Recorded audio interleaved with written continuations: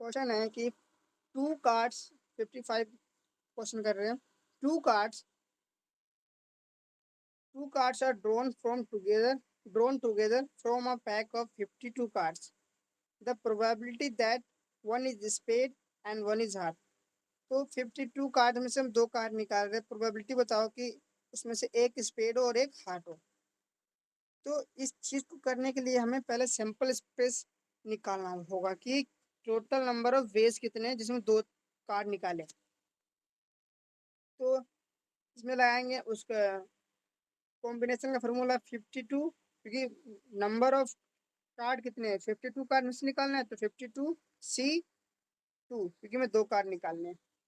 तो जब इसको सोल्व करेंगे 52C2 को, तो आपका आएगा आंसर 13 × 102। ये सोल्व कर लीजिएगा, ठीक है। अब इसका कॉम्बिनेशन का फॉर्मूला नहीं जानते होंगे तो बता दो, 52C है ना, 52C2, तो ये 52 फैक्टोरियल अपॉन में 50 फैक्टोरियल इंटू में 2। 50 फैक्टोरियल को और फर्दर करेंगे 52 इंटू 51 इंटू 50, 51 इंटू 50 फैक्टोरियल। तो 50 फैक्टोरियल तो 50 फैक्टोरियल कट जाएगा, उनको मल्टीप्लाई करेंगे 2 से करेंगे डिवाइड तो आ जाएगा, ठीक है, जो क्या आएगा 13 × 102। ये हमने निकाल लिया कि नंबर ऑफ वेज इतने होंगे।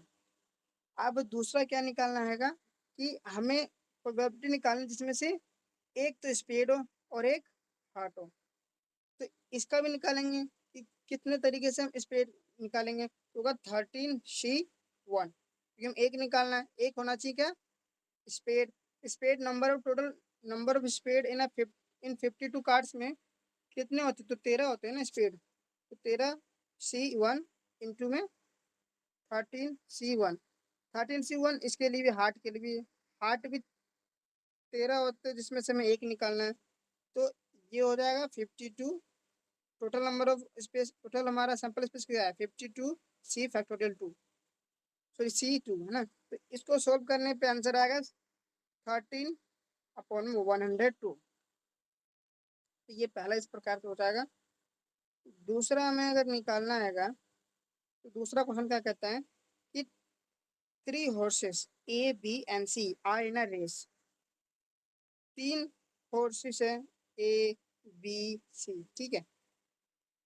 तो ये तीनों रेस में आएगा और यहाँ कुछ बता रहा है कि A is twice likely to win as B and B is twice likely to win as C।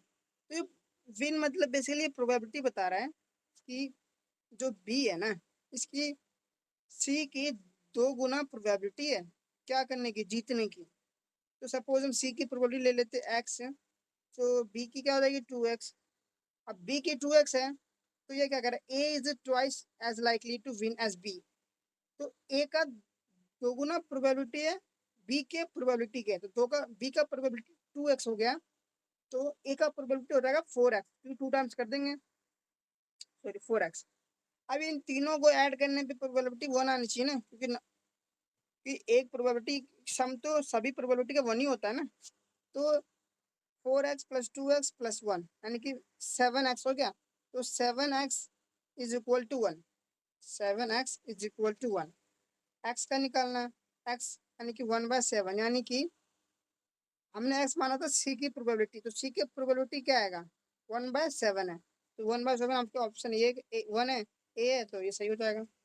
I hope question समझ में आया होगा, सॉल्यूशन भी। अब मिलेंगे नेक्स्ट वीडियो में, तब तक के लिए जय हिंद जय भारत। Thanks for watching.